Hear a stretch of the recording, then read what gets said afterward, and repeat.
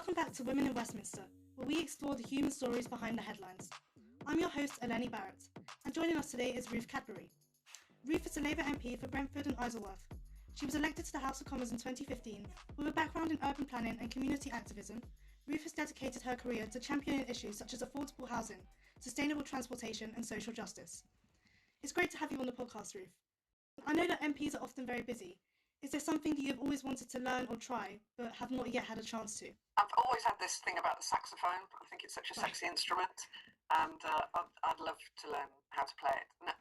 Not that I ever learned how to play a clarinet, which is the same kind of mouthpiece, but yeah, that would be fantastic to be able to play that properly. I play the piano myself. It's amazing to be able to play the instrument, and I really hope you're able to sort of fulfill your dream. Well, it's a very long time since I played any kind of musical instrument, but and I never did it very well. But it's still worth having it's still worth having a dream. What did you used to play then? Because you said you haven't played one in a long time. Well, like everybody, I learned how to play the recorder at primary school, Oh, which yeah. meant that, yeah. Yeah. But at least that taught me musical notation, which I think is really useful. Well, I assume it's useful. And at secondary school, I learnt the trumpet, and at another point, Right. I played the cornet in a silver band at school. Ooh. And then in my gap year that I spent in New York City, I went to the YWCA, and I learnt the guitar, because I had this thing about, all these cool people who Oh, wow. sat around late at night or around campfires and could play the guitar and get everybody singing, and I thought that was really cool, but I didn't really get very good, so I don't think I was ever in that position. It's better than me playing just like a little bit of piano. I never learned how to play the piano. So But it's very complicated with all those keys. once you've got the hang of it, after you've done like one grade, it kind of gets a bit easier from there. It sort of Alright. gets harder before it gets easier. Okay, So, all right. yeah. So what's been the proudest moment of your career to date? I think getting elected to Parliament, because I won a marginal seat. We had lost it to the Tories with just under 2,000 votes, Right. and we won it back in 2015. I was the candidate with less than 500 votes, so that was my proudest achievement. Subsequently, my majority has got a lot bigger in the 2017 and 2019 elections. I don't think that was all because of me. I think that was because of the nature of what was going on in national politics. Yes, And yeah. while Labour lost seats we should never have lost, we never imagined we'd lose, in industrial heartlands, in East Midlands and North East and so on. Meanwhile, other seats like in London, we started doing better. So I think I'm proud of the work I've done to help increase that majority. It's not all just down to me. Don't doubt yourself. If your majority is increasing, then I'm sure your constituents love you. If you could enact one quirky law that reflects your personality or your values, what would it be and why? Well, I don't know if it's a quirky law. Sorry, I missed out the word quirky when I was skim reading it, but I would definitely support a well thought through law on assisted dying.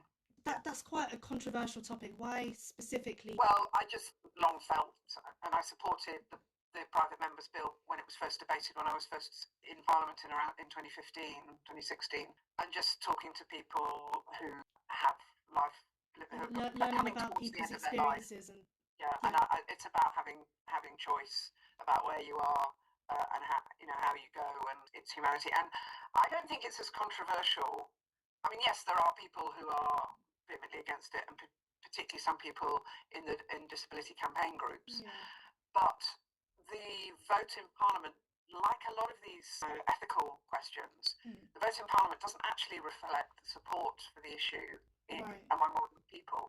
I take the far too long time it took to Parliament to support. I know you advocated for that. Yeah, quite a bit. I'm a Quaker, and Quakers were advocating in the UK for same-sex marriage. I think the first faith group to do so, and but yeah, I mean, I wasn't in Parliament, but I didn't get a sense that the general population were vehemently anti same-sex marriage and same-sex relationships being perfectly. I feel the same about this issue.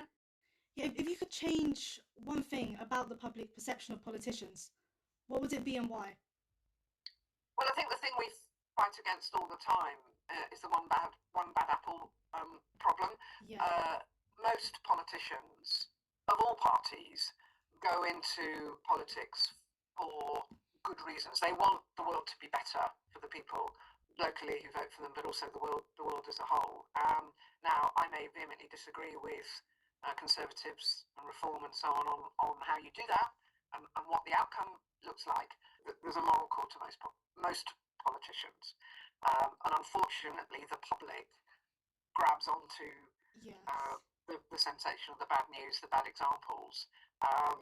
The expenses scandal was one of those. I suppose it's because the media often focuses on the negative side. And even more with modern media channels, which we call it clickbait, but journalists have always wanted to make a story that looks good, and being a worthy human being and wanting to do the best isn't very newsworthy. No.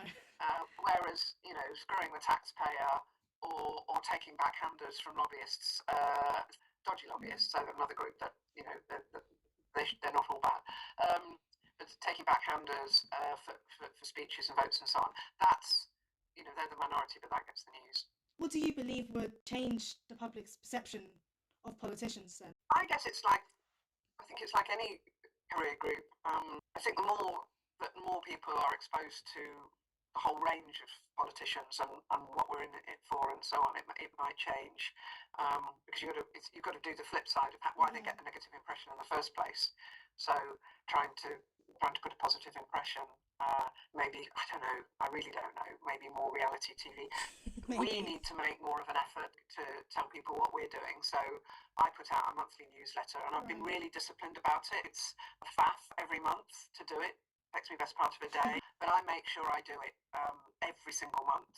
And then that it's also on my website, so nobody can ever say, I don't know what Ruth Cadbury does for my taxpayers' money, because it's there. If you're not already a subscriber and you want to answer that question, what on earth does Ruth Cadbury do for me?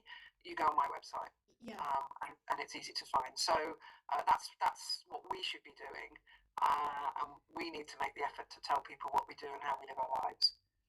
But I think that there's a responsibility of both journalists, but also the commissioning editors and so on. The majority of politicians are actually doing it because they want to improve society and help their constituents. Exactly. Absolutely. Speaking of constituencies, what's the most innovative or unconventional approach that you've taken to address a problem or issue in your constituency? I was thinking about this, and I remember, particularly when I was a councillor, that in blocks of flats where there's open access to staircases and so on, and they haven't got security doors, and residents getting really fed up by non-resident young people sitting around on their stairwells, leaving a mess, smoking God knows what, where the staircase is the only way up, being a kind of hostile environment for residents. So it just came to me in a flash one day, somebody complaining to me. I said, well, it's pretty mucky, isn't it? Yeah, it's horrible. What would happen if you washed the steps in the early evening? Wash them? And no youngster wants to sit in So was everyone that did this a young person, or were there other groups as now well? Increasingly it's street homeless people because they've got nowhere else to go. But then it was youngsters and non-resident. It's not like they were. Occasionally it's youngsters letting others in and so on. But I just thought there's nothing unsociable about keeping a block of flats clean. Yes. And if the caretaker doesn't come often enough to keep the stairwell clean, then somebody who lives there could clean it, and then people wouldn't want to sit down in a puddle of soapy water. Speaking of sort of quirky questions, what is your favourite quality about yourself? That I can sleep just about anywhere and go back to sleep if I'm woken up. Well, hopefully you're not sleeping in the Commons. Well, sometimes. You don't have to answer that. No, sometimes if it's a very long day in the evening and you need to crash out, is being able to find somewhere out the way to have 40 winks. There aren't enough places in the Commons to do that, unfortunately. But the fact that I can, it's very refreshing to be able to catnap. Join us for part 2 to hear more from Ruth.